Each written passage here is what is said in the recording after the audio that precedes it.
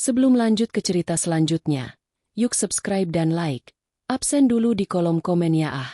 Udara pagi itu terasa lebih dingin dari biasanya di kediaman mewah milik Aris dan Maya.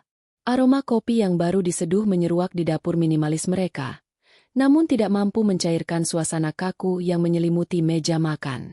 Aris, dengan kemeja slim fit berwarna biru muda yang licin sempurna, tampak sibuk merapikan berkas ke dalam tas kerjanya. Sesekali ia melirik jam tangan Rolex di pergelangan kirinya dengan gerakan gelisah yang tidak tertangkap oleh mata awam. Namun Maya bukanlah orang awam. Hanya seminggu. Mei. Proyek di Semarang ini sangat krusial. Kalau tender ini lepas, investasi kita di sektor properti bisa terhambat sampai akhir tahun, ujar Aris tanpa menatap langsung mata istrinya. Suaranya bariton dan penuh wibawa. Suara yang biasanya membuat Maya merasa aman, namun kali ini terdengar seperti kaset rusak di telinga wanita itu. Maya menyesap kopinya perlahan. Matanya yang tajam menatap punggung suaminya. Semarang? Kamu bilang kemarin lusa rapatnya di Surabaya. Kenapa tiba-tiba berubah? Gerakan tangan Aris terhenti sejenak. Hanya 1 detik. Namun itu cukup bagi Maya untuk mencatat keraguan di sana. Ah, ya. Kantor pusat memindahkannya ke Semarang secara mendadak semalam. Aku lupa memberitahumu karena terlalu lelah. Kamu tahu sendiri bagaimana Siska mengatur jadwalku. Terkadang dia terlalu ambisius mengejar efisiensi waktu. Ah, nama itu disebut dengan nada yang terlalu natural, terlalu halus. Siska adalah asisten pribadi Aris yang baru bekerja selama 1 tahun terakhir. Wanita muda, cekatan, dan memiliki aura yang sulit dibaca. Siska ikut? Tanya Maya datar. Tentu saja. Dia yang memegang semua data teknis. Tanpa dia, aku seperti pergi ke medan perang tanpa senjata. Jawab Aris sambil berbalik, mencoba memberikan senyum terbaiknya. Ia mendekati Maya, mengecup kening istrinya dengan lembut. Sebuah ritual yang biasanya terasa hangat, namun kini terasa seperti formalitas yang dingin bagi Maya. Aku berangkat sekarang. Ya, jangan lupa kunci pintu ganda kalau malam. Maya hanya mengangguk kecil. Ia mengantar Aris sampai ke depan pintu. Mobil hitam mengkilap itu meluncur pergi dari halaman rumah mereka yang asri. Begitu bayangan mobil itu menghilang di tikungan kompleks, ketenangan di wajah Maya luntur, digantikan oleh sorot mata yang dingin dan penuh selidik. Maya tidak menangis. Ia bukan tipe wanita yang akan menghabiskan tisu saat mencium bau pengkhianatan. Ia berjalan menuju ruang kerja Aris di lantai 2. Aris selalu mengunci ruangan itu. Namun Aris lupa bahwa Mayalah yang mengatur renovasi rumah ini 3 tahun lalu. Ia tahu di mana kunci cadangan disembunyikan oleh tukang kunci langganannya. Di dalam ruangan yang beraroma kayu cendana itu, Maya duduk di kursi kebesaran suaminya. Ia menyalakan laptop cadangan yang terhubung dengan akun cloud keluarga. Sebagai istri yang juga memiliki latar belakang di bidang teknologi informasi sebelum memutuskan menjadi ibu rumah tangga, Maya telah memasang pelacak GPS diam-diam di mobil Aris sebulan yang lalu, sebuah tindakan yang awalnya ia sesali sebagai bentuk paranoia, namun kini menjadi satu-satunya sumber kebenaran. Layar monitor berpendar, menunjukkan sebuah titik merah yang bergerak di peta digital. Maya menunggu. Titik itu bergerak keluar dari area perkantoran suaminya, namun tidak menuju gerbang tol arah luar kota. Titik itu justru berputar, masuk ke sebuah kawasan perumahan kelas menengah di pinggiran kota, sekitar 45 menit dari rumah mereka. Perumahan Gria Asri. Gumam Maya pelan. Ia segera mencocokkan alamat tersebut dengan data karyawan yang pernah ia lihat di arsip cadangan perusahaan. Benar saja. Itu adalah alamat tempat tinggal Siska. Maya memperhatikan titik merah itu berhenti. 5 menit, 10 menit, 1 jam, hingga matahari mulai meninggi. Mobil itu tidak bergerak 1 inci pun dari sana. Maya menyandarkan punggungnya. Matanya mulai memanas namun ia menahan air matanya. Semarang, katamu? Kamu bahkan tidak keluar dari zona kode pos ini, Aris.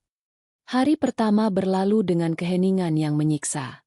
Aris mengirimkan pesan singkat di malam hari, mengabarkan bahwa ia sudah sampai di hotel dan akan segera tidur karena lelah. Maya membalasnya dengan kata-kata manis. Istirahatlah, sayang.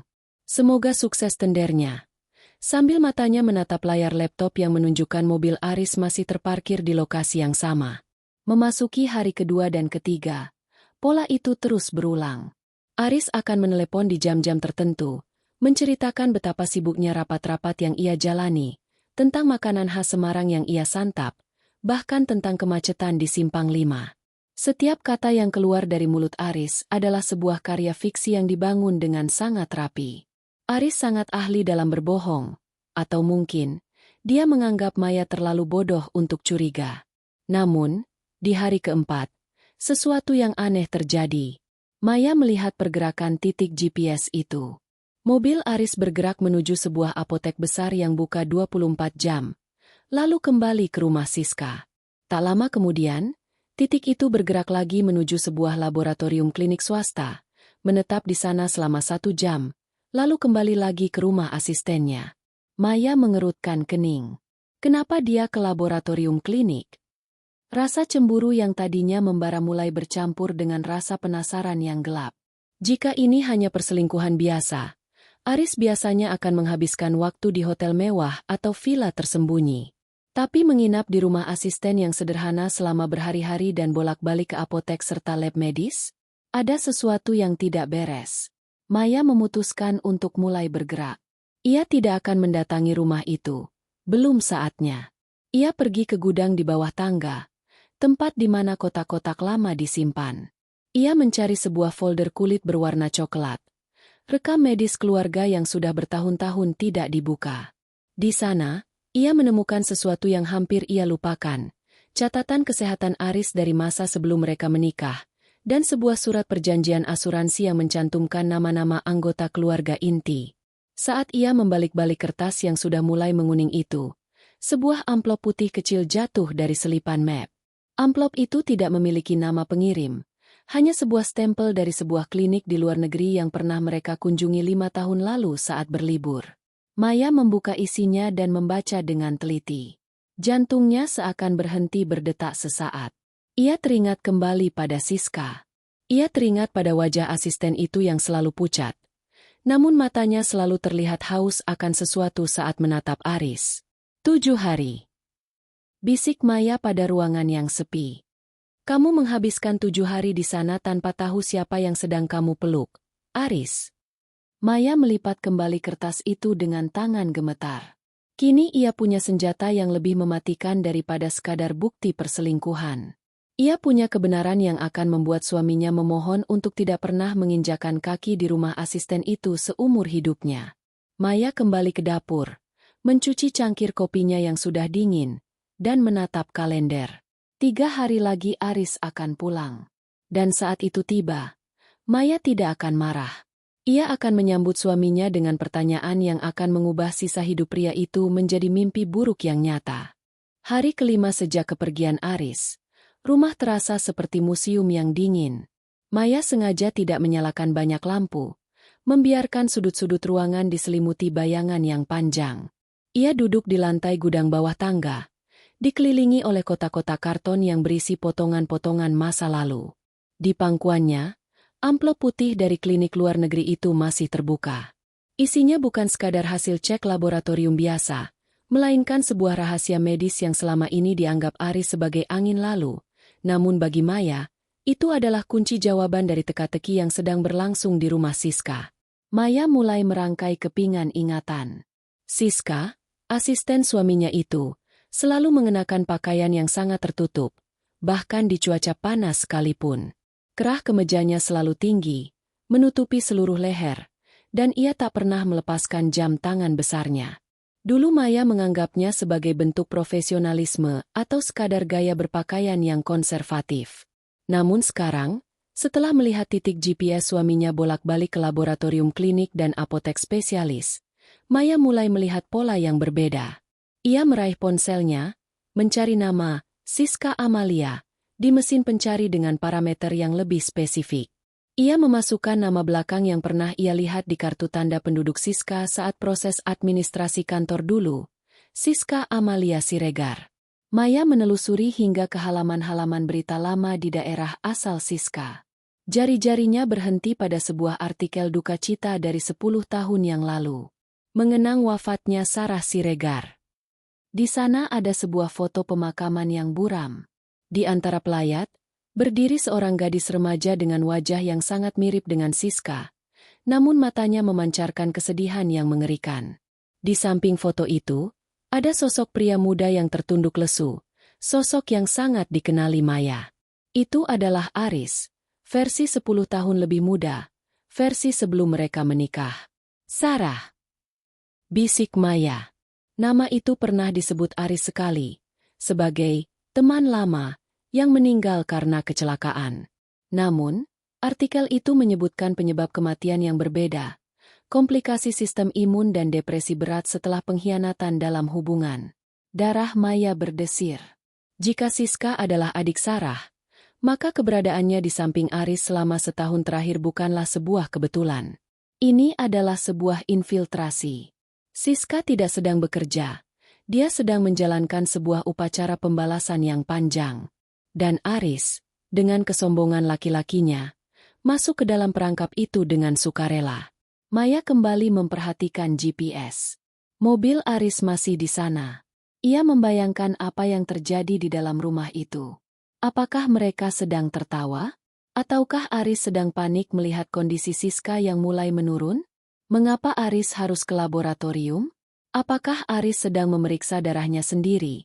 Atau darah Siska? Rasa ingin tahu Maya membawanya lebih jauh. Ia membuka laptop dan meretas akun email kantor yang terhubung dengan akses admin rumah tangga. Ia mencari korespondensi antara Siska dan klinik medis manapun. Ketemu. Ada sebuah janji temu yang dijadwalkan Siska 1 bulan lalu dengan seorang spesialis imunologi. Judul emailnya singkat, Progress Report Hereditary Condition. Maya membaca laporan terlampir itu dengan napas tertahan. Istilah-istilah medis yang rumit memenuhi layar. Ia segera mencari tahu arti dari istilah autoimmune lymphoproliferative syndrome yang dikombinasikan dengan sebuah varian virus langka yang sengaja tidak diobati. Penyakit ini tidak hanya mematikan bagi penderitanya, tetapi dalam kondisi tertentu, terutama jika ada pertukaran cairan tubuh yang intens, ia bisa memicu reaksi berantai pada orang lain yang memiliki kerentanan genetik yang sama atau kondisi kesehatan tertentu. Dan Aris memiliki kerentanan itu. Amplop putih di tangan Maya adalah buktinya. Aris pernah didiagnosis memiliki kelainan darah ringan yang membuatnya sangat rentan terhadap infeksi sistemik. Aris tahu itu, tapi dia selalu meremehkannya dengan berkata, "Aku sehat, Mei. Itu hanya diagnosa dokter yang ingin memeras uangku." Maya menutup matanya sejenak.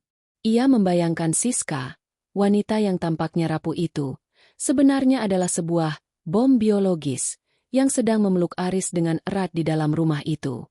Siska tidak butuh pisau untuk membunuh Aris. Dia hanya butuh waktu 7 hari. 7 hari untuk memastikan bahwa setiap kontak fisik, setiap embusan napas, dan setiap detik kebersamaan mereka cukup untuk memindahkan racun yang ia bawa ke dalam aliran darah Aris. "Kamu ingin bermain peran sebagai pahlawan yang merawat asisten yang sakit, Aris?" gumam Maya dengan senyum getir. "Atau kamu terlalu buta untuk melihat bahwa dia sedang merayumu menuju liang lahat?" Sore itu, Maya melakukan sesuatu yang tak terduga. Ia tidak menelepon polisi. Ia tidak mendatangi rumah Siska untuk menjambak rambut wanita itu. Sebaliknya, ia pergi ke supermarket kelas atas. Ia membeli bahan-bahan masakan terbaik, daging wagyu, botol anggur merah yang mahal, dan bunga lili putih yang segar, bunga yang sering diasosiasikan dengan kematian sekaligus kesucian. Ia menata meja makan dengan sangat cantik. 2 piring perak, lilin aromaterapi yang menenangkan, dan musik klasik yang mengalun rendah. Ia ingin rumah ini terlihat seperti surga terakhir bagi Aris. Ia ingin suaminya merasa sangat disambut saat pulang nanti, sehingga kontras antara kehangatan rumah dan kebenaran yang akan ia sampaikan terasa seperti hantaman palu godam. Malam harinya, Aris menelepon lagi. Suaranya terdengar agak serak. Ada suara batu kecil yang ia coba tutupi. "Mei, aku mungkin akan pulang lebih pagi lusa. Pekerjaan sudah hampir selesai," kata Aris. "Baguslah, sayang. Aku sudah menyiapkan kejutan untukmu." Kamu terdengar lelah. Apakah kamu baik-baik saja? Tanya Maya dengan nada penuh perhatian yang palsu.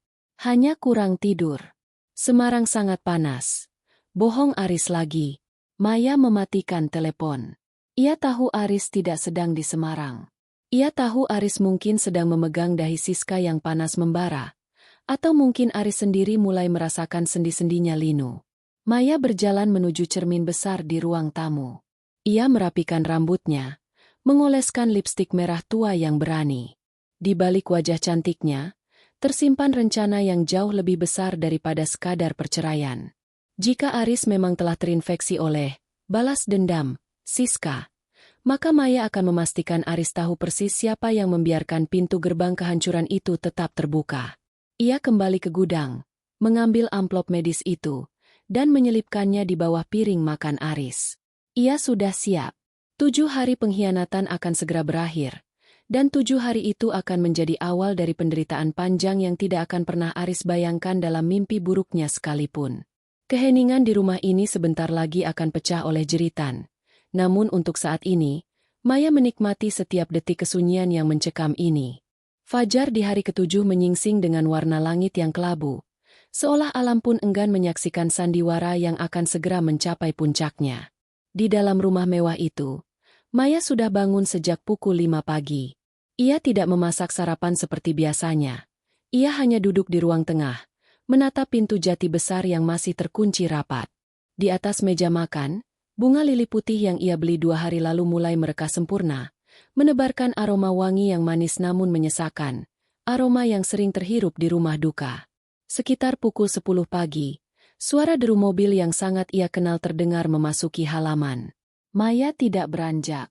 Ia mendengar suara mesin dimatikan, pintu mobil dibuka dan ditutup dengan bantingan yang tidak sekuat biasanya. Lalu langkah kaki yang terseret pelan mendekati pintu utama. Kunci berputar. Pintu terbuka. Aris melangkah masuk. Penampilannya adalah definisi dari sebuah kehancuran yang dibalut pakaian mahal. Kemeja linennya tampak kusut. Dan meskipun ia mencoba berdiri tegak, bahunya merosot seolah memikul beban yang tak kasat mata. Wajahnya yang biasanya segar dan penuh percaya diri kini tampak kusam, dengan lingkaran hitam di bawah mata yang tidak bisa disembunyikan oleh kacamata hitamnya. "Aku pulang, Mei." Suaranya parau, kering seperti tanah yang sudah lama tidak tersentuh air. Maya berdiri perlahan, memasang senyum paling tulus yang bisa ia buat. Sebuah senyum yang dilatihnya di depan cermin selama berjam-jam. "Selamat datang di rumah. Sayang, kamu terlihat sangat lelah. Bagaimana Semarang?" Aris meletakkan tasnya di sofa dengan gerakan lunglai.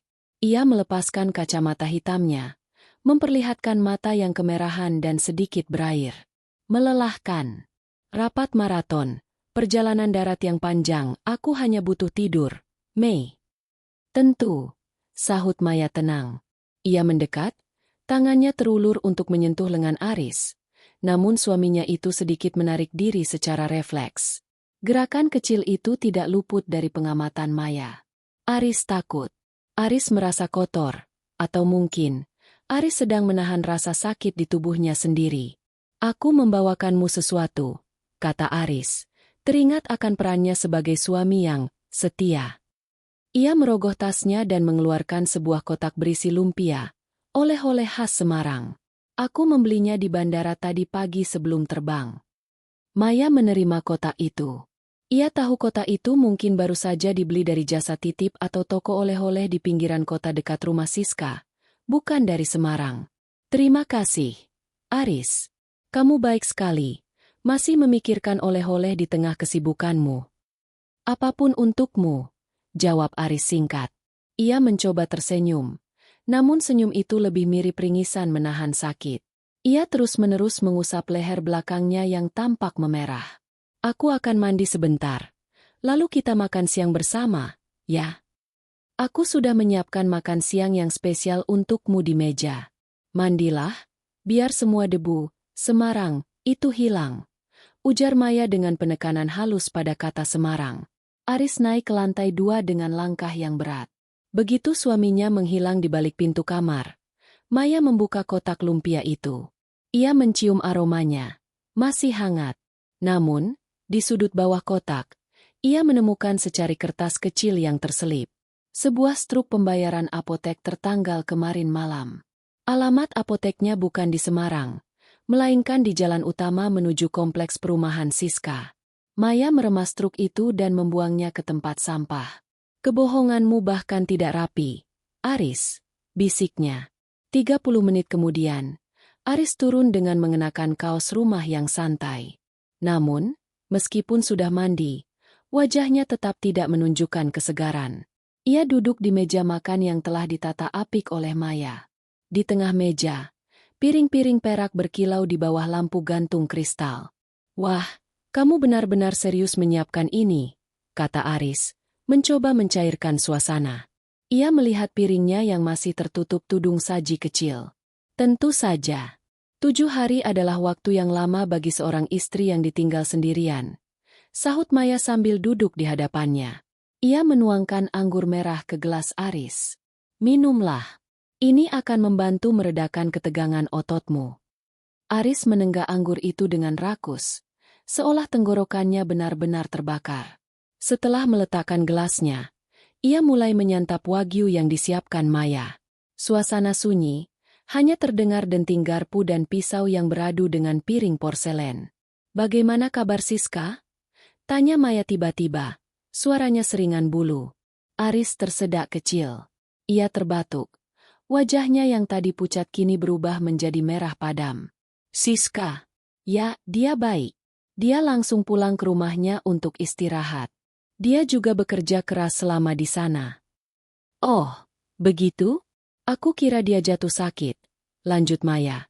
Matanya menatap tajam ke arah Aris yang kini mulai berkeringat dingin meski AC di ruang makan itu disetel cukup rendah.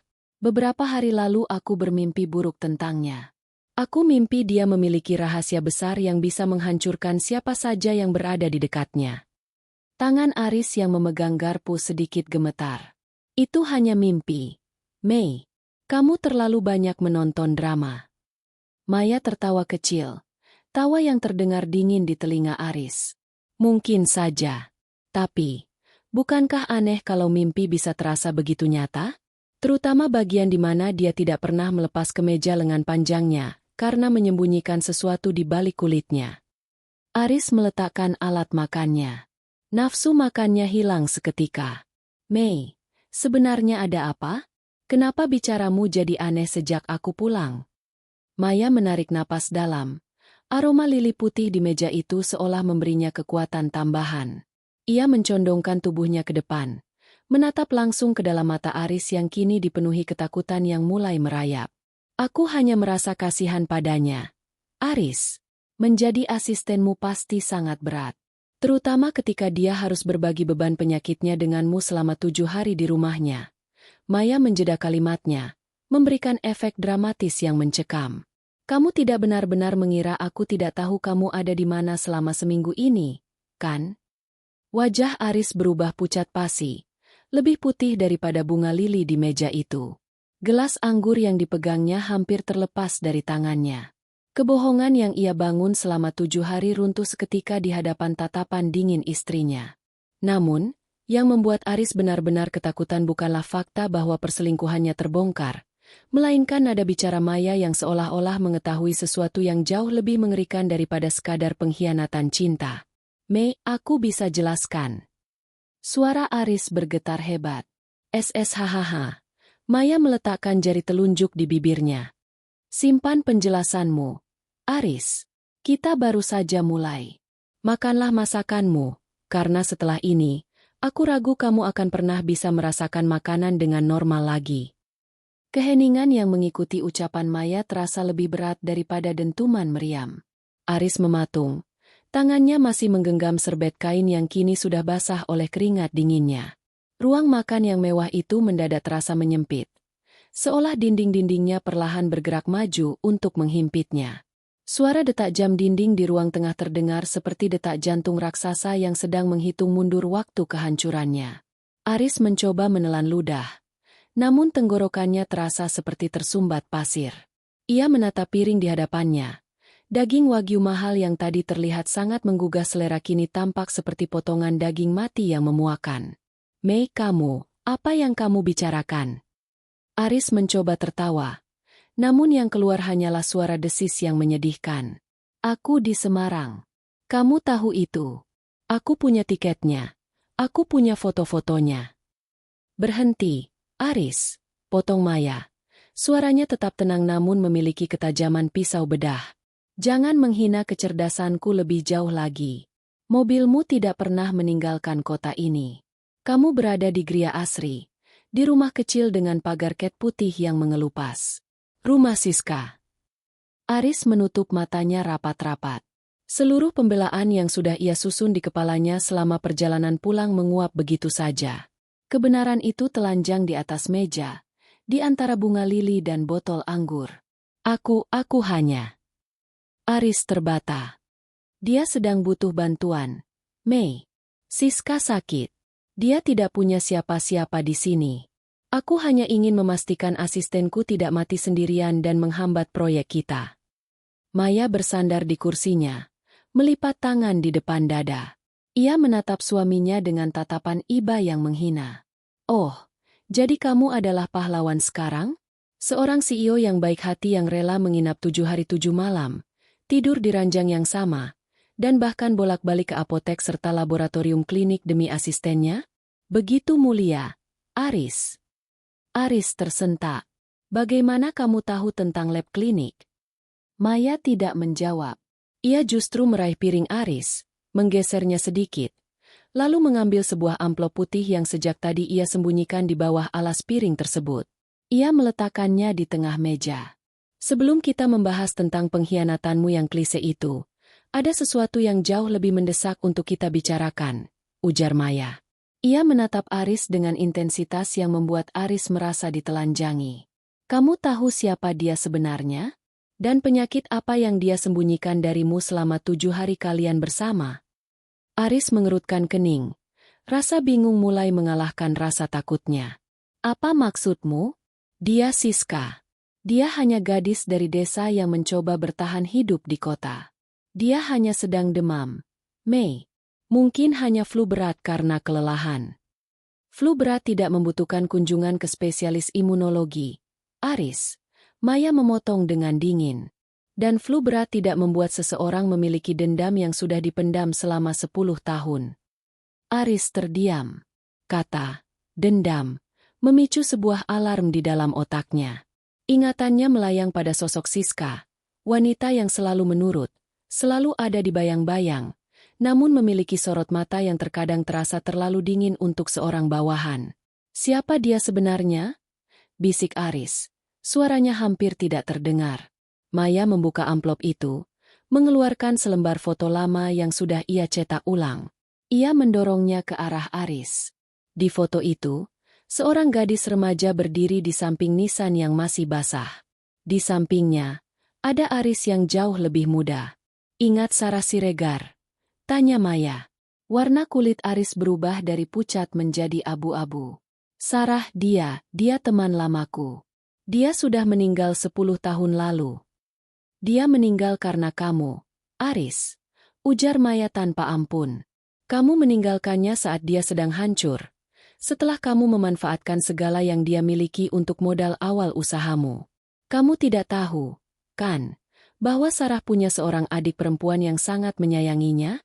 Adik yang bersumpah di depan nisan kakaknya bahwa pria yang menghancurkan hidup Sarah tidak akan pernah hidup tenang. Aris menatap foto itu, lalu menatap Maya dengan mata terbelalak. Siska, dia adik Sarah. Namanya Siska Amalia Siregar. Maya mengonfirmasi. Dia mengganti nama belakangnya di resume agar kamu tidak curiga. Dia menunggu selama 1 tahun, bekerja sebagai asistenmu yang paling patuh, hanya untuk membawamu ke rumahnya selama 7 hari itu. Dia ingin memastikan kamu terhubung kembali dengannya seerat mungkin. Aris merasa perutnya melilit. Ia teringat bagaimana Siska merayunya. Bagaimana Siska berpura-pura lemah dan sakit agar Aris tetap tinggal. Ia teringat kontak fisik yang mereka lakukan. Bagaimana Siska sering memeluknya erat di malam hari saat tubuh wanita itu terasa sangat panas oleh demam. Lalu penyakit itu. Suara Aris bergetar. Dia bilang dia hanya lemas. Maya tersenyum. Namun senyum itu tidak mencapai matanya. Siska membawa warisan genetik dari keluarganya. Sebuah kelainan sistem imun yang mematikan jika dipicu oleh virus tertentu. Dan yang lebih menarik, Aris, ingat hasil tes kesehatanmu 5 tahun lalu? Kamu punya kerentanan yang sama. Penyakit itu tidak menular pada orang normal, tapi pada orang dengan kondisi darah seperti kamu, itu adalah vonis mati. Aris merasakan denyut di pelipisnya menghebat. Tiba-tiba, rasa pegal di leher belakangnya yang tadi ia anggap biasa kini terasa seperti tusukan jarum yang membara. Ia merasa sendi-sendinya mendadak kaku. Kamu berbohong, bentak Aris, meski suaranya tidak memiliki kekuatan. Kamu hanya ingin menakut-nakuti aku karena aku selingkuh. Kamu cemburu. Maya berdiri, membawa gelas anggurnya. Aku tidak perlu berbohong. Aris. Kamu sendiri yang merasakannya sekarang, bukan? Rasa panas di tulang belakangmu, batuk kecil yang tidak mau hilang, dan bintik-bintik merah kecil di bawah jam tanganmu. Secara refleks, Aris menarik lengan kaosnya. Di sana, di pergelangan tangannya, terdapat bintik-bintik halus berwarna ungu kemerahan yang sebelumnya tidak ada. Siska tidak sedang sakit saat kamu bersamanya, Aris. Maya berbisik tepat di telinganya. Dia sedang menjebakmu ke dalam lubang kubur yang sama dengan kakaknya. Dia sudah tahu dia akan mati, dan dia tidak mau pergi sendirian. Dia memilihmu sebagai teman perjalanannya. Aris berteriak pendek. Ia menepis piring di depannya hingga pecah berantakan di lantai. Ia berdiri dengan gemetar. Wajahnya dipenuhi horor yang murni. Tidak, ini tidak mungkin. Siska, dia mencintaiku. Dia mencintai kematianmu, Aris. Jawab Maya datar. Tanpa berkata apa-apa lagi, Aris menyambar kunci mobilnya di atas meja. Ia tidak lagi peduli pada Maya, pada surat cerai, atau pada harta bendanya. Satu-satunya hal yang ada di pikirannya adalah rumah sakit. Ia harus tahu. Ia harus memastikan bahwa ini semua adalah bohong. Ia berlari keluar rumah, masuk ke dalam mobil dengan napas yang memburu, meninggalkan Maya yang tetap berdiri tenang di ruang makan yang kini berantakan, menatap kepergian suaminya dengan perasaan yang sulit dijelaskan, antara kemenangan dan kesedihan yang mendalam. Ban mobil Aris mencicit keras saat ia memacu kendaraannya keluar dari halaman rumah. Pikirannya kacau. Jantungnya berdegup kencang hingga terasa seperti akan melompat keluar dari rongga dadanya. Di dalam kabin mobil yang kedap suara, napasnya terdengar memburu dan berat. Setiap kali ia melirik pergelangan tangannya, bintik-bintik merah itu seolah tumbuh dan bergerak di bawah kulitnya, mengejeknya dengan ancaman kematian yang tak terlihat. Ini hanya sugesti. Maya hanya ingin membuatku gila. Aris merutuk. Tangannya mencengkeram kemudi hingga buku-buku jarinya memutih. Namun, keringat yang mengucur deras di dahi dan rasa ngilu yang mulai merambat ke persendian lututnya berkata lain. Ia meraih ponselnya, mencoba menghubungi Siska. Nada sambung berbunyi panjang, namun tidak ada jawaban. Ia mencoba lagi, 2 kali, 3 kali. Pada percobaan keempat, ponsel itu tidak lagi aktif. Siska menghilang tepat di saat Aris membutuhkan jawaban. Keheningan dari seberang telepon itu terasa seperti konfirmasi bisu atas semua ucapan Maya. Aris melirik jam di dashboard. Ia tidak menuju rumah sakit besar di pusat kota. Ia takut bertemu kolega atau orang yang mengenalnya. Ia mengarahkan mobilnya menuju klinik laboratorium swasta yang sempat ia kunjungi 3 hari lalu, tempat di mana ia mengambil sampel darah Siska, atas permintaan wanita itu yang mengaku terlalu lemas untuk turun dari mobil. Selama perjalanan, ingatannya berputar mundur ke 7 hari yang ia habiskan di rumah Siska. Ia ingat betapa intensnya hubungan mereka di sana. Siska tampak begitu rapuh, begitu bergantung padanya. Aris merasa seperti pahlawan yang melindungi wanita lemah. Namun sekarang, ingatan itu berubah menjadi adegan film horor. Ia ingat bagaimana Siska selalu memaksanya minum teh herbal yang rasanya sedikit aneh. Bagaimana Siska selalu ingin kulit mereka bersentuhan meski suhu tubuh wanita itu sedang tinggi. Siska, apa yang kamu berikan padaku? Bisiknya dengan suara gemetar. Tiba di laboratorium, Aris turun dari mobil dengan langkah yang mulai tidak stabil. Kepalanya terasa ringan. Pandangannya sedikit berkunang-kunang. Ia langsung menuju meja administrasi. "Saya ingin hasil tes darah atas nama Siska Amalia," katanya dengan nada menuntut. "Dan saya ingin melakukan tes darah lengkap untuk saya sendiri. Sekarang." Petugas administrasi menatapnya dengan heran. "Maaf Pak, hasil tes Nona Siska sudah diambil oleh yang bersangkutan melalui akses digital pagi ini. Untuk tes baru, Anda harus mengantre."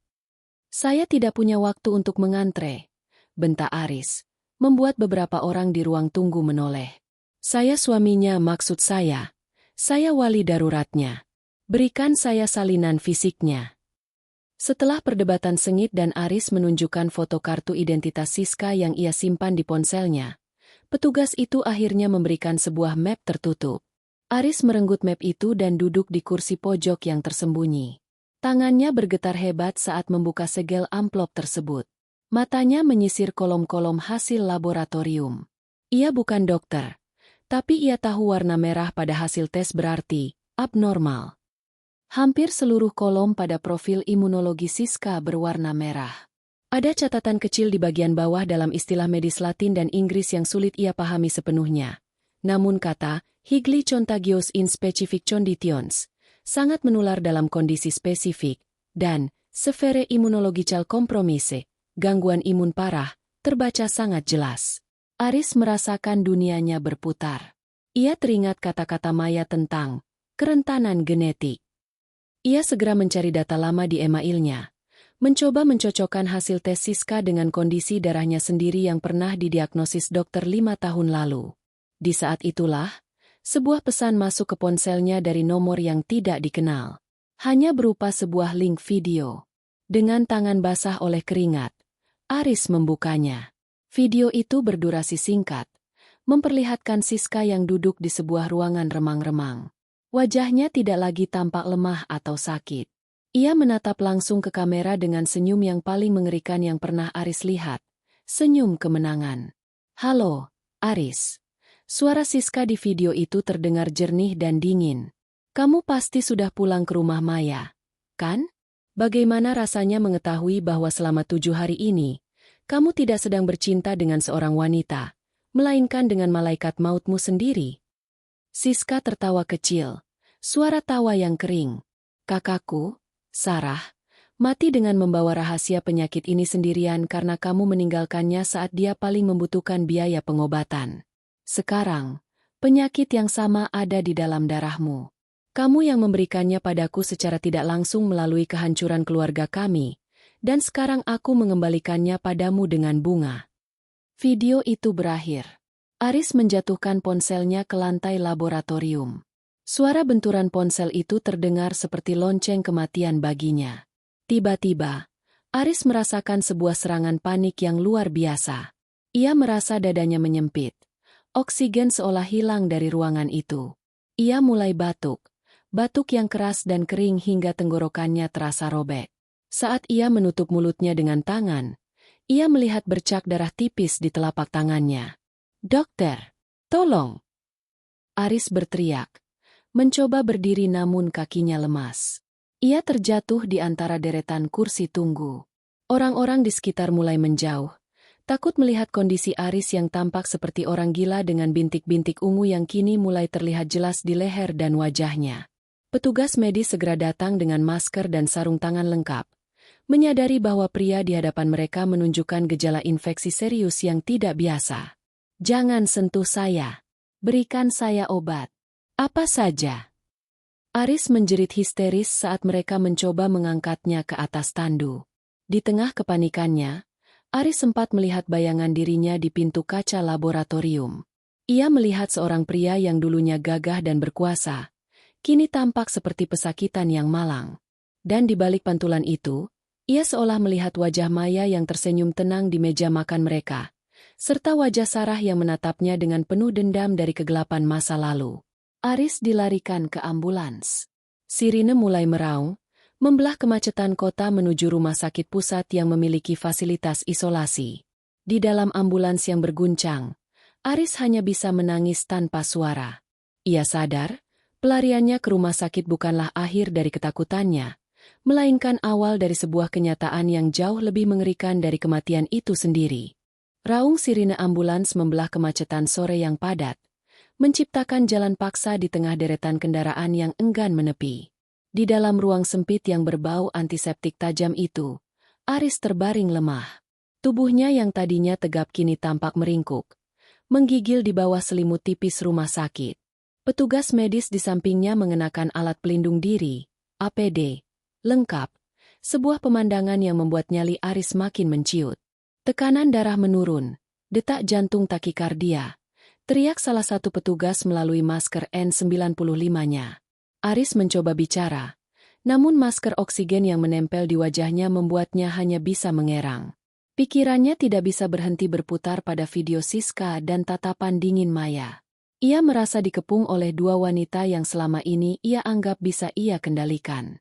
Salah satunya adalah istri yang ia anggap terlalu patuh, dan satunya lagi adalah simpanan yang ia anggap terlalu lemah. Ternyata, keduanya adalah pemegang kendali atas hidupnya. Begitu ambulans sampai di lobi instalasi gawat darurat, IGD, rumah sakit pusat, Aris tidak dibawa ke bangsal umum. Ia didorong dengan cepat melalui jalur khusus, jalur isolasi. Lampu-lampu neon di langit-langit rumah sakit tampak melesat seperti kilatan memori yang menyakitkan. Kita harus segera masuk ke ruang isolasi tekanan negatif. Pasien menunjukkan gejala infeksi sistemik akut dengan komplikasi imunologis. Ujar seorang dokter yang sudah menunggu di depan pintu otomatis bertanda kuning. Hati-hati, risiko infeksi. Aris dipindahkan ke sebuah ruangan kecil berdinding kaca tebal. Di sana, ia merasa seperti spesimen di dalam toples. Ia bisa melihat perawat dan dokter berlalu lalang di balik kaca. Namun suara mereka hanya terdengar samar melalui interkom. Rasa sunyi itu justru lebih menyakitkan daripada rasa sakit di tubuhnya. Beberapa saat kemudian, seorang dokter senior masuk dengan pakaian pelindung yang lebih tebal. Di dadanya tersemat tanda pengenal. Dr. Hendrawan, spesialis penyakit menular imunologi. Pak Aris, bisa dengar saya? Suara dokter itu terdengar dari pengeras suara di sudut ruangan. Aris mengangguk lemah. Ia mencoba menarik napas, namun paru-parunya terasa seperti terisi air. Dok, tolong saya. Apa yang terjadi? Siska, asisten saya, dia ada di sini. Dr. Hendrawan menghela napas panjang, sebuah gerakan yang terlihat berat di balik masker transparannya. Nona Siska Amalia dibawa ke sini 2 jam lalu dalam kondisi kritis. Dia yang meminta kami untuk segera menjemput Anda jika Anda datang mencari hasil laboratoriumnya. Sepertinya dia sudah memprediksi semua ini. Apa penyakitnya, Dok? Apakah saya bisa sembuh? Suara Aris bergetar, penuh dengan keputusasaan yang memuakkan. Pak Aris, saya harus jujur. Kasus Nona Siska adalah kasus yang sangat langka. Dia mengidap autoimmune lymphoproliferative syndrome, ALPS, tipe 1A yang telah bermutasi karena paparan virus tertentu yang kronis. Ini adalah kondisi di mana sistem imun tubuh tidak lagi bisa menghancurkan sel-sel mati, melainkan berbalik menyerang seluruh organ vital secara agresif, jelas Dr. Hendrawan. Dokter itu menjeda, matanya menatap tajam ke arah Aris melalui kaca pelindung. Masalah utamanya bukan hanya pada Siska. Masalahnya adalah Anda, Pak Aris. Kami sudah melihat rekam medis lama Anda yang dikirimkan oleh istri Anda, Ibu Maya, sesaat setelah Anda pergi dari rumah tadi. Aris tersentak saat nama Maya disebut. Maya mengirimkan rekam medis saya. Ya, dan itu adalah tindakan yang sangat tepat. Dari data tersebut, Anda diketahui memiliki defisiensi protein spesifik dalam sistem limfosit Anda. Secara genetik, Anda adalah satu dari sedikit orang yang cocok untuk menjadi inang bagi badai sitokin yang dipicu oleh penyakit Siska. Dalam istilah awam, tubuh Anda tidak memiliki pertahanan sama sekali terhadap apa yang dibawa Siska. Selama 7 hari Anda bersamanya, terjadi pertukaran patogen yang sangat masif. Aris merasa seperti baru saja dijatuhi hukuman gantung. Lalu, apa artinya itu bagi saya? Artinya, sistem imun Anda sekarang sedang dalam fase self-destruction. Tubuh Anda sedang menghancurkan dirinya sendiri dari dalam. Bintik-bintik ungu di kulit Anda itu adalah pendarahan internal karena pembuluh darah kapiler Anda mulai pecah. Dokter Hendrawan menjelaskan dengan nada datar yang mengerikan. Tiba-tiba, suara jeritan terdengar dari ruangan sebelah yang juga berdinding kaca. Aris menoleh dengan susah payah. Di sana, ia melihat Siska. Wanita itu sedang kejang-kejang hebat di atas ranjangnya. Tim medis mencoba menahannya. Namun tubuh Siska melengkung seperti busur panah.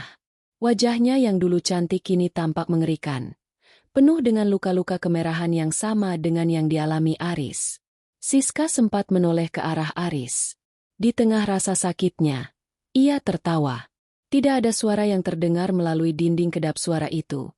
Namun Aris bisa membaca gerakan bibirnya dengan sangat jelas. "Kita pergi bersama." Aris menjerit. Namun suaranya tertahan oleh masker oksigen. Ia mencoba bangkit dari tempat tidur, ingin melarikan diri dari pemandangan mengerikan itu. Namun kabel-kabel monitor dan selang infus menahannya. Panik yang luar biasa kembali menyerang. Ia merasa seperti dikubur hidup-hidup di dalam ruangan steril ini. "Dokter, lakukan sesuatu. Saya punya uang. Saya bisa bayar berapapun," teriak Aris histeris. "Uang tidak bisa mengganti sistem imun yang sudah hancur, Pak Aris," sahut Dokter Hendrawan dingin. "Kami akan melakukan yang terbaik untuk meredakan rasa sakitnya. Tapi untuk penyembuhan itu adalah sesuatu yang secara medis hampir tidak mungkin dalam tahap ini. Sekarang, yang bisa kami lakukan adalah menunggu hasil reaksi tubuh Anda terhadap obat penekan imun dosis tinggi." Dokter itu berbalik dan meninggalkan ruangan. Meninggalkan Aris sendirian dalam keheningan yang mencekam. Di balik kaca, Aris melihat bayangan Maya berdiri di ujung lorong isolasi. Istrinya itu mengenakan gaun hitam yang elegan, berdiri tegak tanpa emosi. Ia tidak mendekat. Ia hanya menatap Aris dari kejauhan seolah sedang menonton sebuah pertunjukan drama yang sudah mencapai babak akhir. Aris memukul-mukul kaca isolasi dengan sisa kekuatannya.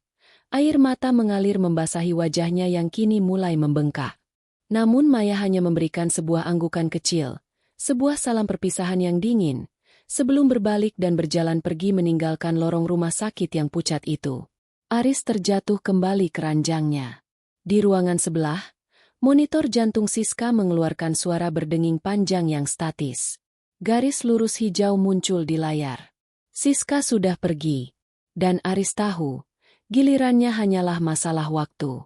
Kesunyian yang mengikuti kematian Siska di ruang sebelah terasa lebih menyiksa daripada suara bising peralatan medis manapun. Aris menatap layar monitor di balik kaca yang kini hanya menampilkan garis hijau horizontal yang kaku. Siska telah berhenti berjuang. Malaikat maut yang selama 7 hari memeluknya dalam kehangatan palsu itu kini telah menjemput bayarannya. Aris merasa kedinginan yang amat sangat. Sebuah rasa dingin yang merambat dari sumsum tulangnya hingga ke ujung jari. Ruang isolasi ini, yang tadinya terasa seperti tempat perlindungan medis, kini berubah menjadi peti mati kaca. Cahaya lampu neon di atasnya terasa begitu menyilaukan, seolah-olah sedang menghakimi setiap inci noda di dalam darahnya. Ia mencoba memanggil perawat, namun suaranya hanya berupa bisikan kering yang tenggelam oleh desis oksigen. Di luar kaca, lorong rumah sakit tampak remang-remang. Para staf medis yang tadi sibuk di ruangan Siska mulai membereskan peralatan dengan gerakan mekanis yang efisien. Seolah-olah nyawa yang baru saja melayang itu hanyalah sebuah angka dalam statistik harian. Tiba-tiba, lampu di lorong itu meredup, menyisakan pencahayaan darurat yang kemerahan. Dalam keremangan itu, Aris melihat sosok Dokter Hendrawan kembali mendekat. Namun kali ini, dokter itu tidak sendirian.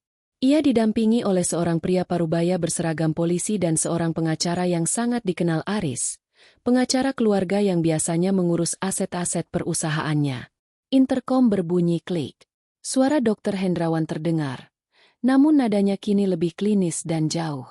"Pak Aris, kondisi Anda saat ini masuk dalam kategori kritis namun stabil secara neurologis untuk sementara.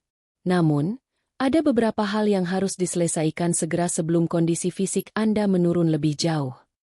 "Apa-apa maksudnya?" tanya Aris dengan napas tersengal.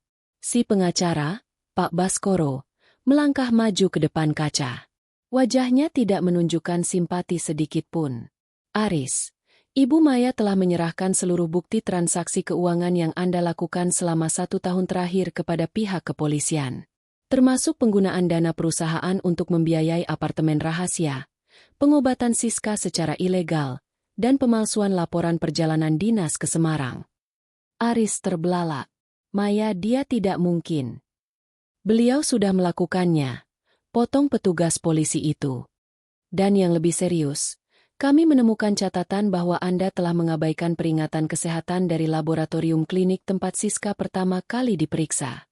Anda sengaja menyembunyikan kondisi infeksi ini dari istri Anda, yang mana menurut hukum, bisa dikategorikan sebagai tindakan membahayakan nyawa orang lain dengan sengaja.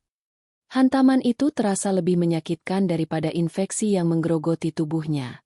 Aris menyadari bahwa Maya tidak hanya menghancurkan harga dirinya, tapi juga sedang mencabut seluruh fondasi kehidupannya. Kalian tidak mengerti. Rintih Aris. Saya juga korban di sini. Siska menjebak saya. Hukum tidak melihat siapa yang lebih dulu terjebak. Aris. Hukum melihat siapa yang bertanggung jawab atas penyebaran risiko ini ke lingkungan rumah tangga, ujar Pak Baskoro dingin. Ibu Maya juga telah mengajukan gugatan cerai secara kilat dengan alasan perzinahan dan ancaman kesehatan fisik yang fatal. Seluruh aset Anda yang berasal dari harta bersama telah dibekukan untuk penyelidikan lebih lanjut. Aris merasa kepalanya meledak. Di dalam lorong kegelapan pikirannya, ia melihat kerajaan bisnis yang ia bangun selama belasan tahun runtuh berkeping-keping. Ia tidak lagi memiliki rumah untuk pulang, tidak memiliki uang untuk pengobatan terbaik, dan kini, ia bahkan tidak memiliki nama baik untuk dikenang. Dr. Hendrawan kemudian mengambil alih pembicaraan. Pak Aris, ada hal lain yang harus Anda ketahui mengenai kondisi medis Anda. Kami baru saja menerima hasil biopsi jaringan dari bintik-bintik di kulit Anda. Dokter itu menghela napas. Matanya menunjukkan secercah kengerian yang jarang terlihat dari seorang profesional. Virus yang dibawa Siska bukanlah virus alami yang berevolusi secara normal. Dari struktur proteinnya, virus ini tampak seperti varian yang sudah dimodifikasi melalui pengobatan yang salah selama bertahun-tahun. Siska seolah-olah mengultivasi racun di dalam tubuhnya sendiri. Dan karena profil genetik Anda yang unik, virus ini tidak hanya menyerang sistem imun, tetapi juga mulai menyerang selaput otak Anda. Aris merasakan dunianya berputar. Otak? Apa yang akan terjadi pada saya? Anda akan mulai mengalami halusinasi, kehilangan kendali motorik, dan pada akhirnya, kegagalan fungsi organ secara sistemik. Masa inkubasi aktifnya sangat cepat. Hanya butuh waktu sekitar 48 jam lagi sebelum sistem saraf pusat Anda lumpuh total. Jelas Dr. Hendrawan. Di saat itulah, Aris mulai mendengar suara-suara. Suara tawa Siska yang lirih, suara tangisan Sarah dari masa lalu, dan suara Maya yang membisikkan kata-kata perpisahan. Bayangan-bayangan hitam mulai muncul di sudut-sudut ruang isolasi. Ia melihat sosok Sarah berdiri di pojok ruangan. Wajahnya pucat dengan air mata darah, menunjuk ke arah jantung Aris. Pergi, pergi kalian. Aris berteriak histeris. Tangannya mencoba menggapai udara kosong. Monitor jantung di sampingnya mulai berbunyi cepat. Bip bip bip bip. Para staf medis di luar kaca hanya memperhatikan dengan tenang. Mereka sudah sering melihat pasien dalam fase akhir infeksi saraf mengalami delusi hebat. Bagi mereka, Aris bukan lagi seorang pengusaha sukses, melainkan hanya tubuh yang sedang berperang melawan kegelapan yang ia undang sendiri. Aris terjatuh dari ranjang. Selang infusnya terlepas hingga darah menyembur keluar dari pergelangan tangannya. Ia merangkak menuju kaca, menempelkan telapak tangannya yang gemetar pada permukaan dingin itu. Ia menatap ke lorong yang gelap, berharap melihat Maya kembali untuk memaafkannya. Namun, lorong itu tetap kosong. Hanya ada bayangan Dr. Hendrawan yang perlahan menjauh bersama polisi dan pengacaranya. Mereka meninggalkannya di sana, terkunci dalam ruangan kaca, berhadapan dengan hantu-hantu dari masa lalunya yang kini mulai menampakkan diri dengan lebih nyata. Maya, maafkan aku. Bisik Aris sebelum pandangannya benar-benar tertutup oleh kegelapan yang pekat. Tubuhnya mengejang di atas lantai yang dingin, Sementara monitor di belakangnya terus bernyanyi tentang kematian yang kian mendekat. Malam di ruang isolasi tidak pernah benar-benar gelap. Namun bagi Aris, cahaya lampu darurat yang kemerahan itu terasa seperti kobaran api neraka yang pelan-pelan menjilat kulitnya. Tubuhnya terbaring di lantai setelah serangan panik sebelumnya.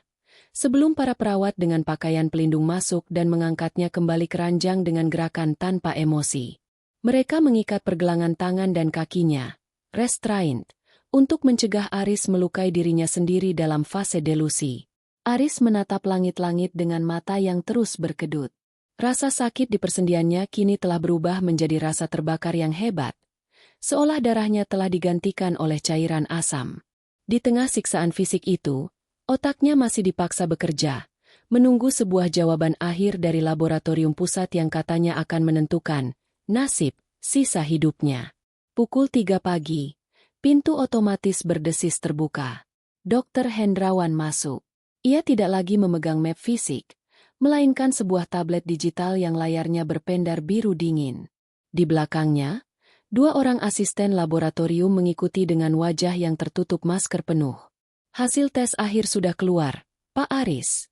Suara Dr. Hendrawan terdengar statis melalui interkom. Aris mencoba menoleh. Lidahnya terasa kaku dan tebal. Katakan, Dok, apa ada harapan? Dr. Hendrawan tidak langsung menjawab.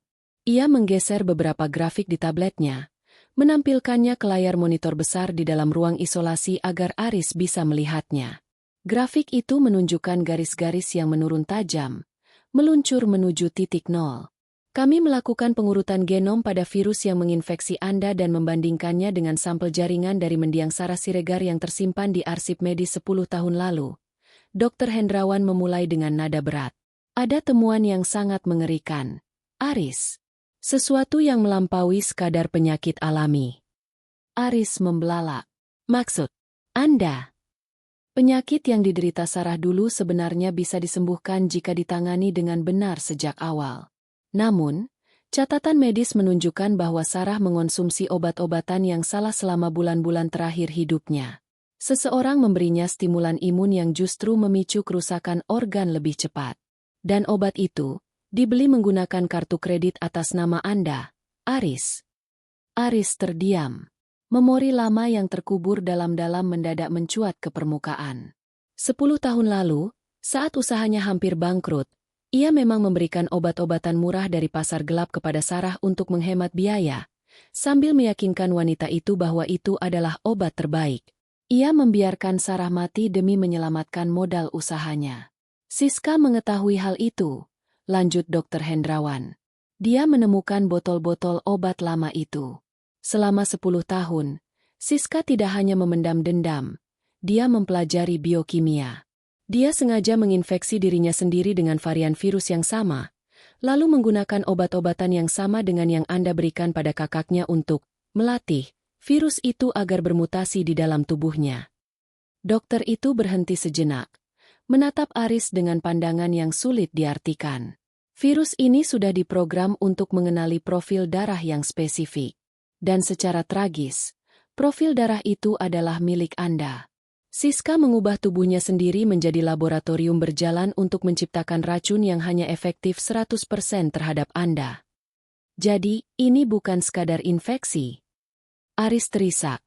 Air matanya terasa panas. Ini adalah pembunuhan terencana biologis. Aris. Siska tahu dia akan mati, tapi dia memastikan bahwa saat virus itu berpindah ke tubuh Anda, ia tidak akan bisa dibunuh oleh antibiotik atau antiviral apapun yang ada saat ini.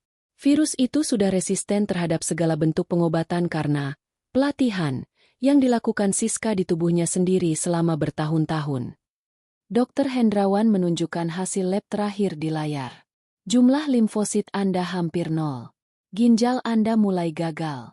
Dan yang paling mengejutkan, hasil tes ini menunjukkan bahwa Maya, istri Anda, sudah mengetahui hasil ini sejak 3 hari yang lalu. Aris tersentak hebat hingga rantai pengikat di ranjangnya berdenting keras. Maya tahu? Bagaimana? Dia yang mendanai penelitian lab ini secara anonim saat Siska pertama kali melamar kerja di perusahaan Anda.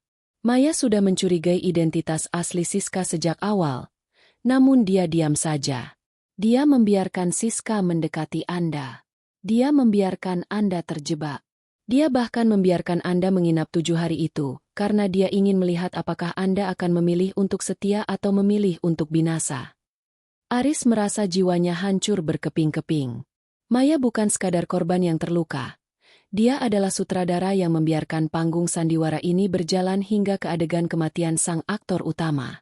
Ibu Maya menitipkan pesan terakhir untuk Anda melalui kami.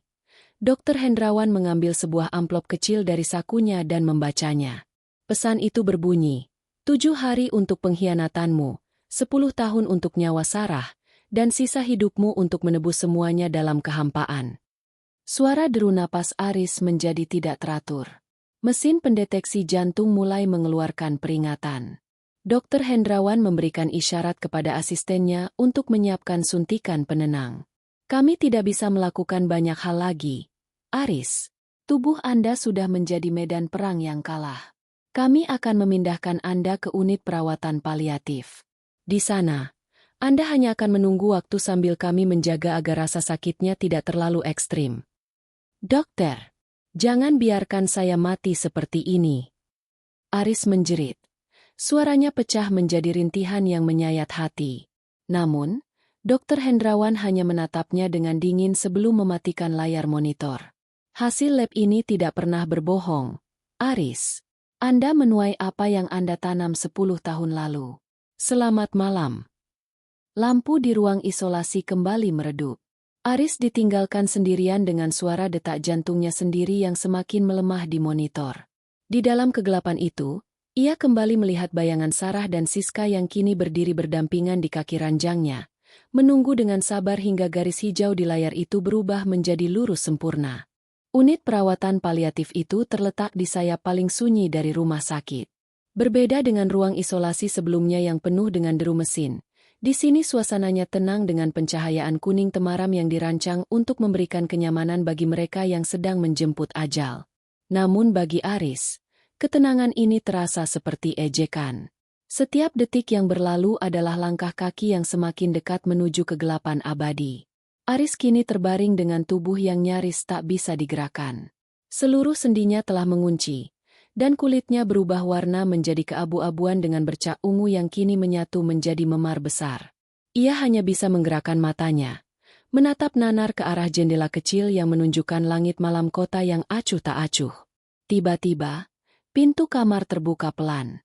Dr. Hendrawan masuk, namun kali ini ia tidak mengenakan APD lengkap. Ia hanya memakai masker medis biasa dan jubah putihnya. Ia menarik kursi kayu di samping ranjang Aris, duduk dengan helaan napas yang panjang seolah sedang membawa beban rahasia yang teramat berat. Aris, panggilnya lirih. Ada satu bagian dari kebenaran ini yang belum saya sampaikan. Sesuatu yang bahkan tidak diketahui oleh pihak kepolisian atau publik.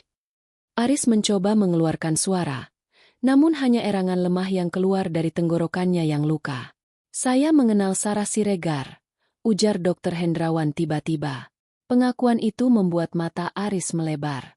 10 tahun lalu, saya adalah dokter muda yang menangani kasusnya di klinik kecil tempat Anda meninggalkannya. Saya melihat bagaimana dia memohon nama Anda di setiap embusan napas terakhirnya. Saya melihat bagaimana adiknya, Siska, yang saat itu masih remaja, bersimpu di kaki saya meminta keajaiban yang tidak bisa saya berikan karena obat-obatan palsu yang Anda berikan telah merusak organ dalamnya secara permanen. Dokter itu menunduk, menatap tangannya sendiri. Selama 10 tahun, saya dihantui oleh kegagalan itu. Sampai suatu hari, 6 bulan yang lalu, seorang wanita mendatangi saya. Dia bukan Siska.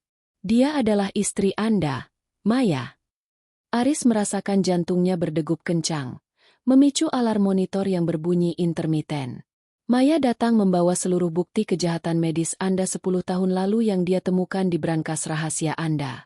Dia tidak melaporkan Anda ke polisi saat itu. Kenapa? Karena dia bilang, penjara terlalu nyaman untuk orang seperti Anda. Dia menginginkan sebuah keadilan puitis. Mayalah yang membiayai pendidikan lanjutan Siska di luar negeri secara diam-diam. Maya yang mengatur agar Siska bisa masuk ke perusahaan Anda sebagai asisten. Kebenaran itu menghantam Aris lebih keras daripada infeksi apapun. Jadi, selama ini ia hidup di dalam jaring laba-laba yang ditenun oleh istrinya sendiri dengan bantuan dokter yang ia anggap profesional. Siska sebenarnya tidak ingin membunuh Anda dengan cara ini pada awalnya, lanjut Dr. Hendrawan dengan nada suara yang bergetar. Dia hanya ingin Anda bangkrut dan dipenjara. Tapi virus itu muncul dari kecelakaan di laboratorium saat Siska sedang meneliti penyakit kakaknya. Saat dia tahu dia terinfeksi secara tidak sengaja, dia datang pada Maya.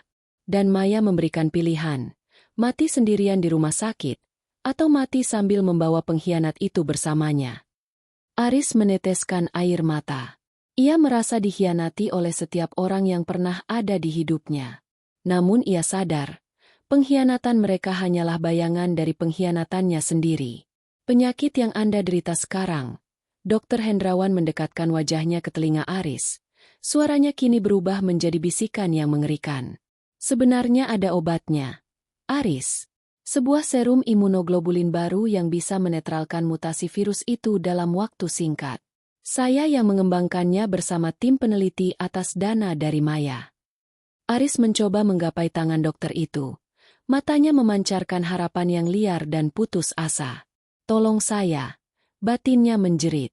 Tapi, dokter itu menarik tangannya kembali. Maya memberikan instruksi yang sangat spesifik.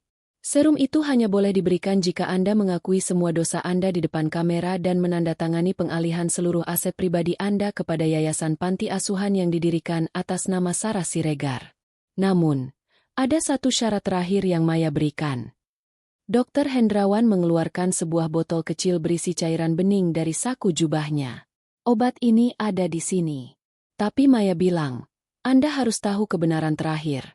Siska tidak pernah tidur dengan Anda karena nafsu. Di setiap malam yang Anda anggap sebagai kemenangan kejantanan Anda di rumah itu, Siska sebenarnya sedang menyuntikkan sampel darahnya yang terinfeksi ke dalam botol minuman Anda dan menggunakan jarum halus saat Anda tidur pulas karena obat penenang yang dia campurkan di teh Anda. Dia tidak pernah menginginkan tubuhmu, Aris. Dia hanya menginginkan darahmu membusuk seperti darah kakaknya. Dr. Hendrawan berdiri, menyimpan kembali botol itu ke sakunya. Kenapa tidak diberikan sekarang? Rintih Aris, suaranya pecah. Karena Maya baru saja menelepon. Jawab dokter itu sambil berjalan menuju pintu. Dia bilang, melihatmu memohon nyawa di detik-detik terakhir adalah bagian dari kompensasi atas 10 tahun air mata Siska dan Sarah. Dia membatalkan pemberian serum itu. Dia ingin kamu merasakan bagaimana rasanya berharap pada keajaiban yang tidak akan pernah datang. Persis seperti yang dirasakan Sarah dulu. Dr. Hendrawan mematikan lampu utama kamar, menyisakan kegelapan yang hanya ditembus oleh pendar lampu monitor. Kebenaran yang paling mengerikan bukanlah penyakit ini, Aris. Tapi fakta bahwa tidak ada satupun orang di dunia ini yang menginginkanmu tetap hidup. Selamat jalan. Pintu tertutup dengan suara dentum yang berat. Aris ditinggalkan dalam kesunyian yang mencekam. Di dalam kegelapan, ia melihat bayangan dirinya sendiri 10 tahun lalu, sedang tertawa saat menghitung uang modal usaha dari keringat Sarah. Bayangan itu perlahan berubah menjadi wajah Maya yang tersenyum dingin, lalu berubah lagi menjadi Siska yang melambaikan tangan dari balik kabut kematian. Aris mencoba berteriak, namun paru-parunya kini telah mengeras. Oksigen tidak lagi bisa masuk. Di layar monitor, angka saturasi oksigennya turun drastis, 80, 70, 60. Dunia mulai memudar menjadi abu-abu. Dalam detik-detik terakhir kesadarannya, ia menyadari bahwa neraka tidak dimulai setelah kematian, melainkan di dalam kamar rumah sakit ini, di mana ia mati dalam kehinaan dan kesendirian yang mutlak. Lorong unit perawatan intensif itu kini sepi, hanya menyisakan pantulan lampu neon pada lantai porselen yang terlalu bersih. Di dalam kamar nomor 402, Aris berada di ambang batas antara dunia nyata dan kegelapan abadi. Kesadarannya timbul tenggelam seperti lilin yang tertiup angin kencang. Tubuhnya tidak lagi terasa seperti miliknya. Itu hanyalah sebongkah daging yang meradang, dipenuhi selang yang mencoba memompa kehidupan ke dalam organ-organ yang sudah menyerah. Tepat pukul 2 pagi, pintu geser otomatis berdesis terbuka. Langkah kaki yang ringan dan berirama terdengar mendekat. Bukan langkah berat Dr. Hendrawan. Bukan pula langkah terburu-buru perawat jaga. Ini adalah langkah seseorang yang sangat mengenal ruangan ini. Maya masuk. Ia mengenakan setelan jas putih tulang yang elegan, kontras dengan kegelapan yang menyelimuti kamar itu. Ia berdiri di samping ranjang Aris, menatap suaminya dengan ekspresi yang sangat datar. Tidak ada kemarahan, tidak ada kebencian, hanya kekosongan yang mengerikan. Mata Aris terbuka sedikit. Pupilnya mengecil saat melihat bayangan istrinya. Ia mencoba menggerakkan bibirnya yang pecah-pecah dan menghitam. Ya. Maya membungkuk. Wajahnya hanya beberapa sentimeter dari wajah Aris yang kini nyaris tak dikenali. Aku di sini, Aris. Aku datang untuk melihat bagaimana akhir dari sebuah kebohongan besar. Ia mengeluarkan ponselnya dan memutar sebuah rekaman audio. Suara di rekaman itu adalah suara Aris 10 tahun lalu, tertawa bersama seorang rekan bisnis tentang bagaimana ia berhasil menyingkirkan beban bernama Sarah Siregar setelah menguras tabungannya. Aris memejamkan mata, namun Maya mendekatkan ponsel itu ke telinganya. Kamu pikir rahasia itu akan terkubur bersama Sarah? Bisik Maya. Aku menemukan rekaman ini di brankas kantormu yang lama, tersembunyi di balik dokumen-dokumen palsu. Sejak hari aku mendengarnya, cintaku padamu mati, Aris. Yang tersisa hanyalah proyek panjang untuk membawamu ke hari ini. Aris mengerang, sebuah suara yang penuh dengan penderitaan fisik dan batin. Air mata darah mengalir dari sudut matanya, membasahi bantal steril yang putih bersih. Siska sudah meninggal 2 jam lalu. Lanjut Maya. Suaranya tetap lembut namun dingin. Sebelum dia pergi, dia tersenyum. Dia bilang dia merasa bersih karena telah menyelesaikan tugas kakaknya. Dia meninggal dalam kedamaian yang tidak akan pernah kamu miliki. Sekarang, kamu sendirian di ruang steril ini. Tidak ada aset, tidak ada teman. Bahkan namamu sudah dihapus dari dewan direksi perusahaan sore tadi. Tiba-tiba, monitor jantung Aris mulai berbunyi panik. Bip bip bip bip bip. Garis-garis gelombang di layar menjadi kacau, menunjukkan takikardia ventrikel yang mematikan. Tubuh Aris mulai mengejang hebat, fase akhir dari kerusakan saraf pusat yang dipicu oleh racun Siska. Maya tidak memanggil bantuan. Ia justru berdiri diam, memperhatikan setiap sentakan tubuh suaminya dengan ketenangan seorang pengamat. Ia merogoh saku jasnya dan mengeluarkan botol serum bening yang tadi ditunjukkan Dr. Hendrawan. Ini adalah obat yang bisa menyelamatkanmu, Aris. Maya mengangkat botol itu di depan mata Aris yang terbelalak. Dr. Hendrawan benar. Ini serum yang sangat efektif. Jika aku menyuntikannya sekarang, kamu akan hidup. Kamu mungkin akan cacat secara fisik, tapi kamu akan hidup. Aris menggapai-gapai dengan tangan yang terikat. Matanya memancarkan permohonan yang luar biasa. Seluruh egonya telah runtuh. Ia hanya ingin bernapas. Ia hanya ingin 1 detik lagi di dunia ini. Maya tersenyum kecil. Sebuah senyum yang sangat manis namun mematikan. Tapi aku ingat bagaimana Sarah memohon padamu untuk membelikannya obat yang asli 10 tahun lalu. Aku ingat bagaimana dia merangkak di lantai karena sesak napas. Dan kamu justru pergi berpesta untuk merayakan kontrak barumu. Maya memutar tutup botol itu, lalu dengan gerakan perlahan, ia menuangkan seluruh isi cairan serum itu ke lantai. Cairan berharga itu tumpah, meresap ke sela-sela ubin, menjadi sampah yang tak berguna. Tidak! Aris mengeluarkan sebuah teriakan yang melampaui kemampuan pita suaranya yang rusak. Itu adalah jeritan histeris yang memenuhi seluruh ruang steril, sebuah suara yang mengandung penyesalan, kemarahan, dan ketakutan yang murni. Jeritan itu terdengar hingga keluar lorong, membuat para perawat yang berjaga tersentak. Namun mereka tidak berani masuk karena instruksi DNR, Do Not Resuscitate, yang sudah ditandatangani oleh Maya sebagai istri sah. Tubuh Aris tersentak 1 kali lagi dengan sangat keras sebelum akhirnya terkulai lemas. Monitor di sampingnya mengeluarkan suara berdenging panjang yang statis. Garis hijau itu kini datar sempurna. Maya menatap tubuh yang kini kaku itu selama 1 menit penuh. Ia mengulurkan tangannya, menutup kelopak mata Aris yang masih terbuka lebar dalam ekspresi horor. "Selamat malam, suamiku," bisik Maya. Ia berbalik, berjalan keluar dari kamar tanpa menoleh lagi. Di koridor, ia bertemu dengan Dokter Hendrawan yang sudah menunggu. Dokter itu hanya mengangguk, lalu memberikan sebuah map hitam berisi dokumen-dokumen akhir. "Semua sudah selesai, Bu Maya. Penyebab kematian akan dicatat sebagai kegagalan organ sistemik akibat infeksi virus langka," ujar dokter itu pelan. "Terima kasih, dokter. Pastikan pemakamannya dilakukan secara tertutup, tanpa nisan yang mewah, tanpa upacara.